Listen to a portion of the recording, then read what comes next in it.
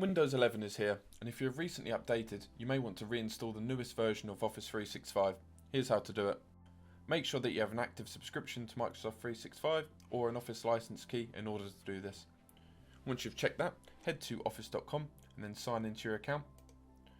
Once you're signed in, you'll be greeted with this screen, and then just in the top right you want to select Install Apps and then select Other Install Options.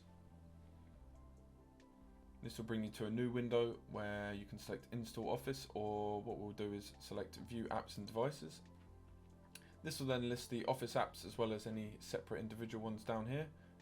What I want to do is select the language of your choice and then select the version 64 or 32-bit depending on compatibility with other apps that you have. You may have to install the 32, but we're okay to go ahead with 64 right now. That will then download it and you can run it in the bottom left here. It may come up with an admin prompt. You'll just want to select yes on that. And then you will see the below window. If you just give that a minute, it should then start to download. Now you should see a window like this pop up. This will mean that it's downloading, and we'll come back to this shortly once it's finished. Once the install is finished, you should see this window pop up. You can then close it and all the apps will be installed. And that's it. If you like this video and want to see more, subscribe to our channel and hit the notification bell. See you in the next one.